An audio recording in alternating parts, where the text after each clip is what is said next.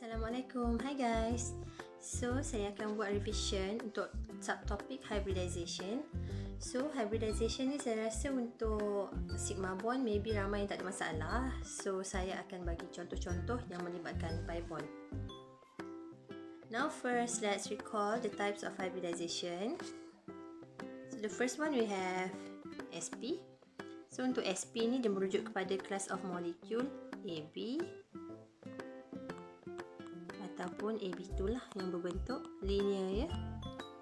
Next we have sp3. So sp2. So sp2 ni one orbital s bergabung dengan dua orbital p. So ada 3 sigma bond lah. So untuk sigma bond, so dia ada bentuk kelas AB3. So untuk yang atas ni mesti ada 1 atau 2 sigma bond. Yang AB3 ni mesti ada 3 sigma bond. Next, we look at sp3. So untuk sp3, untuk class of molecule sp4 yang berbentuk tetrahedral, and the central atom must contain 4 sigma bond. The next one sp3d. So sp3d mesti ada 5 sigma bond lah. So ini untuk kelas AB5.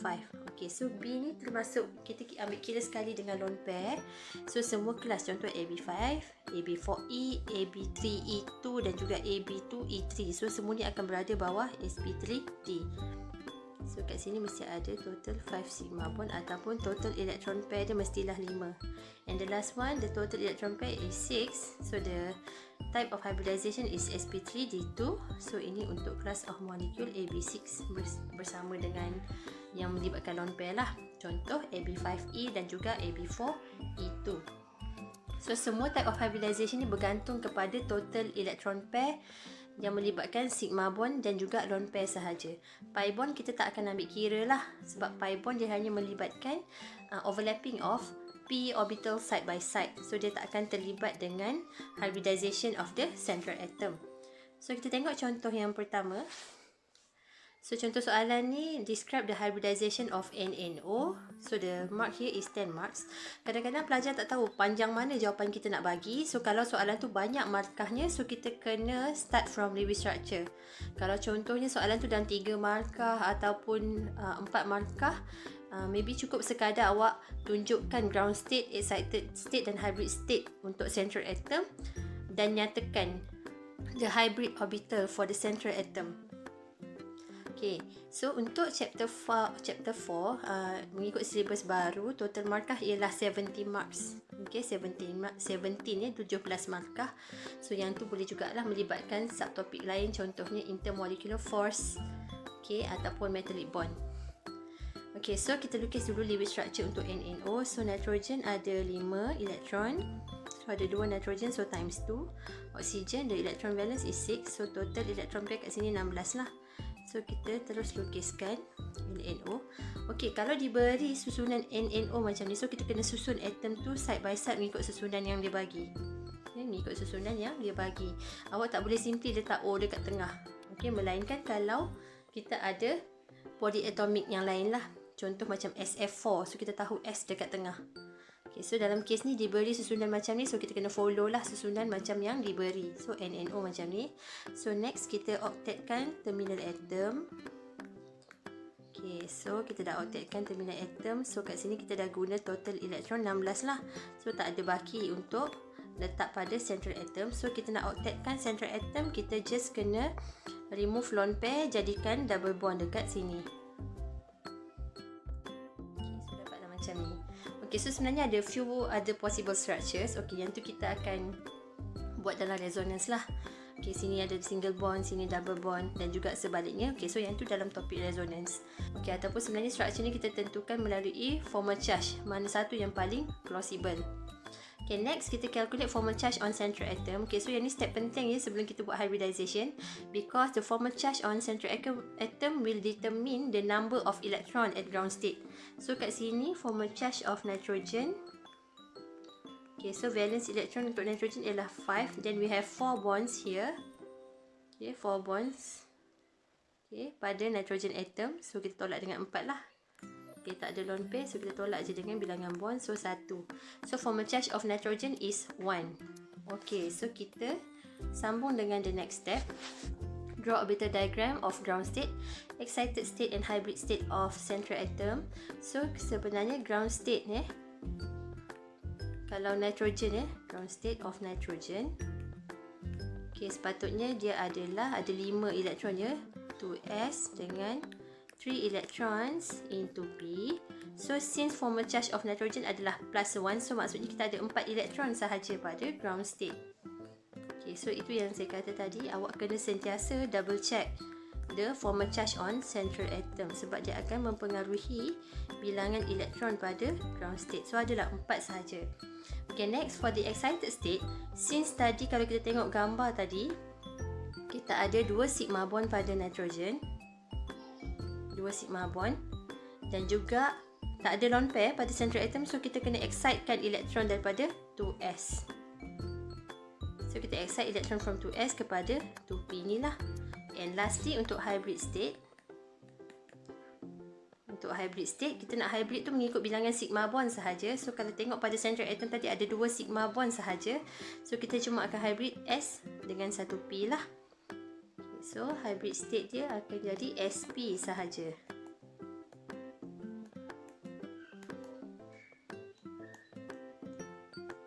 Okay, lagi 2 ni akan jadi unhybrid p orbital.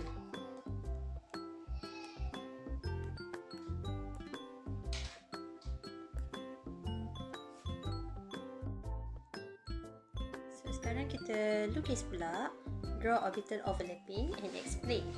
So untuk orbital overlapping, since kita dah tahu dia adalah sp hybrid orbital, so sp hybrid ni dia berbentuk AB. Kelas dia adalah AB. Okay, where the shape is linear, so kita lukislah bentuk linear. Okay, so ini untuk central atom N, ataupun boleh juga label sebagai N plus tadi. So jangan lupa label orbital dia lah, sp. Untuk terminal atom pula, since kita ada N dan O, so kedua-duanya dalam P block, so ianya berbentuk dumbbell lah. So kita lukis orbital untuk N.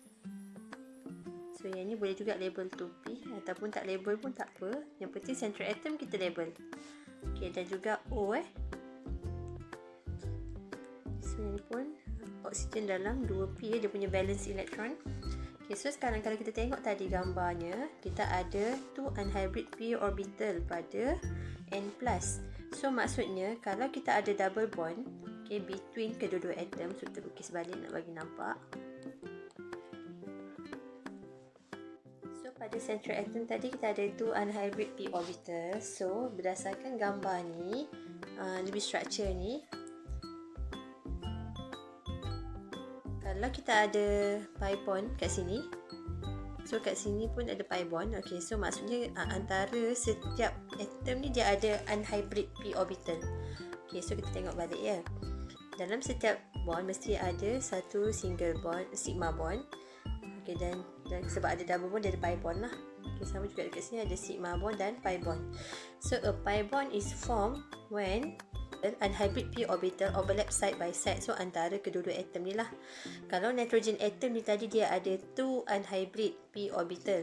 So salah satunya akan overlap dengan unhybrid p orbital daripada nitrogen ni. Dan satu lagi akan overlap dengan unhybrid p orbital daripada oksigen. So itu yang akan menghasilkan pi bond lah antara these two atoms and between these two atoms. Okay, so kita lukis unhybrid p orbital pada nitrogen ni. Okay, ada 2 tadi kan? So kita lukis 2 terus lah. Okay, so kalau ada pi bond antara N dan N ni, maksudnya kat sini pun ada unhybrid p orbital lah. Ini yang akan menghasilkan pi bond. So, kita sambungkan garisan nak tunjuk dia overlap side by side. So menghasilkan pi bond. Okay, so sama juga dekat oksigen ni, kita ada unhybrid p orbital pada oksigen. So ini yang akan overlap dengan unhybrid p orbital daripada central atom tu tadilah. Okay, so lukisan p orbital ni mesti parallel parallel yang menghasilkan a pi bond lah. So kita lengkapkan elektron pada sigma bond kat sini. Okay, so ni menghasilkan sigma bond. So macam dalam gambar lah, kat sini ada sigma bond. So ini adalah sigma bond yang terbentuk. The same goes to this side. This is the sigma bond form. Okay, so dah siap lah dia punya gambar rajah ni.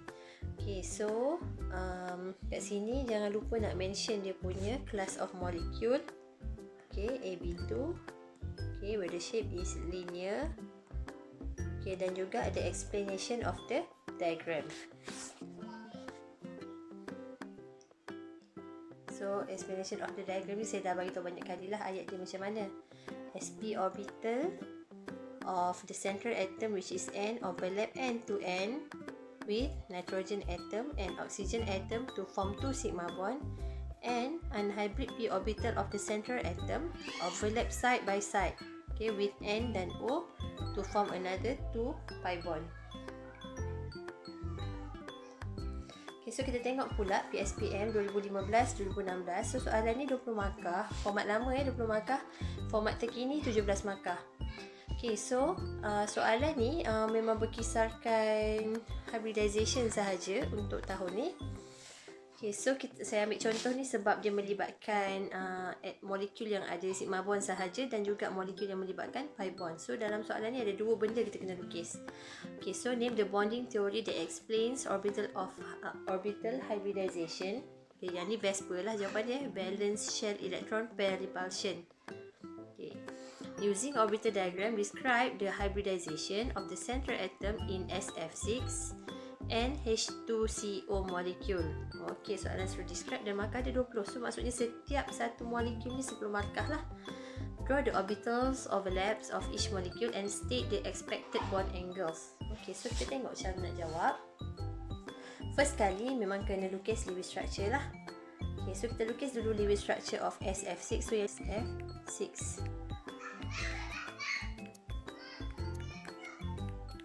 Okay, so this is the next. Kita kira formal charge of central atom sebab itu akan mempengaruhi lah bilangan elektron pada ground state.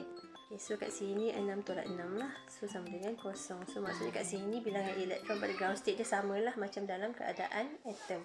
Okay, so kita tunjuk pula dia punya orbital diagram untuk ground state, excited state dan juga hybrid state. Okay, so ni semua adalah untuk S ya. So sulfur ni dalam period 3. So 3S. So dia ada 6 elektron lah since kita punya formal charge tu kosong. So bilangan elektron pada ground state tu tak terpengaruh lah. Okay, so untuk excited state, since we require 6 sigma bond, maksud kita perlukan 6 petak yang ada unpaired elektron macam ni. Okay, so kita kena excitekan lah elektron pada 3S ni kepada empty d orbital. Okay, ada d orbital yang kosong kat belakang ni. So kita lukis, tinggallah satu kat sini. 3p kekal sama. Okay, 3p pun sama, elektron pada 3p ni kena lompatkan ke belakang. Ke 3d ni lah. Okay, so dapatlah 6 petak yang ada unpaired elektron. So kat sini kita boleh hasilkanlah 6 sigma bond. And lastly untuk hybrid state, since kita require 6 sigma bond, so we will hybrid all the orbitals. 6 petak ni lah. So kat sini kita ambil satu orbital S, 3 orbital P dan juga 2 orbital D. So dapatlah sp3d2. Okay, so that's the orbital diagram. Okay, now we continue with the orbitals overlapping. So since dia adalah sp3d2, so dia akan follow the shape of octahedral. So kita lukis orbital untuk sulfur bentuk octahedral. Label dia sp3d2. So untuk fluorine, terminal atom dia berada dalam blok P. So kita akan lukis dumbbell lah untuk terminal atom. Cuba lengkapkan elektron. Label sigma bond. Okay, label atom. So sekarang ni awak boleh lengkapkan dengan menulis ayat yang saya selalu ajar tu. Okay, the sp3d2 orbital of sulfur overlap end to end with 6 fluorine atom to form 6 sigma bond. Okay, so kat sini kita boleh terus nyatakan lah kelas dia sekali. AB6. Okay, bond angle soalan tanya bond angle 90 degrees. Okay, shape dia octahedral lah.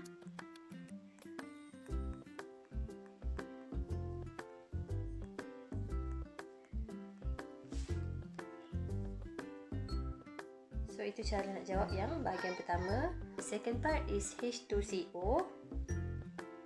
So untuk H2CO, so step macam biasalah, kita kira dulu elektron dia dan lukis Lewis structure. So 2H ya, so times tu 2 terus lah. Carbon 4, oxygen 6, so total kat sini 12 Okay, so kita lukis dulu Lewis structure dia. Carbon akan jadi central atom So yang ni bila awak lukis, awak akan dapat gambar ni lah. So sekarang untuk formal charge. Carbon memang kita tak payah kira lah formal charge dia, sebab formal charge carbon selalunya kosong. Tapi in case kalau awak nak kira juga pun boleh, tak ada masalah. Tapi memang awak akan dapat kosong lah. Next kita boleh sambung dengan orbital diagram for the carbon atom. So kalau macam ni kita nampak antara tiga-tiga atom ni ada 3 sigma bond lah. Ini sigma, ni sigma, ni pun sigma, tapi ada double bond, so ada pi bond lah antara carbon dan oksigen. So kita boleh terus buat ground state, excited state dan hybrid state. So carbon dalam period tu, so 2s. So carbon ada 4 valence elektronnya, so macam ni lah dia punya orbital diagram. Excited state, since we require 3 sigma bond, so maksudnya kita kena ada 3 petak yang ada unpaired elektron macam ni. So elektron daripada 2s kena lompat kepada 2p kat belakang ni. So dapat macam ni.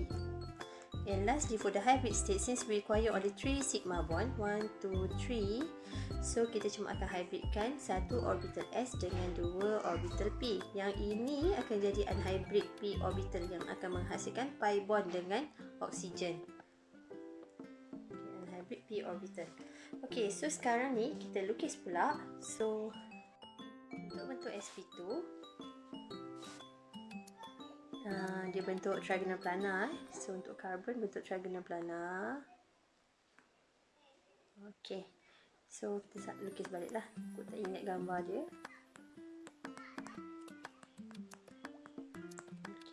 So kita ada H ni, ini H bentuk bulat sebab H dalam S block S.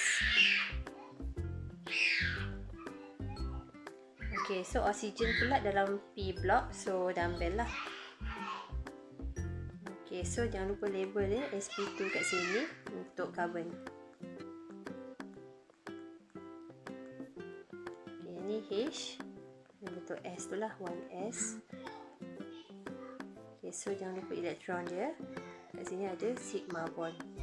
Sama juga kat sini ada sigma bond lah, total 3 sigma bond pada carbon. And untuk oksigen dia daripada 2p. So label oksigen. And lastly, since kita ada unhybrid p orbital pada carbon, so maksudnya kita ada unhybrid p orbital jugalah pada oksigen. Itu yang akan menghasilkan pi bond.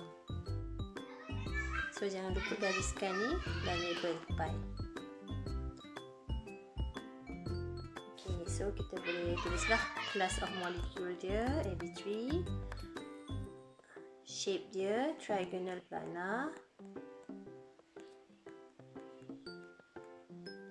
Bond angle 120 degrees. And then nak explain pun boleh. The sp2 hybrid orbital of carbon overlap end to end with 2 hydrogen atom and oxygen atom to form 3 sigma bond.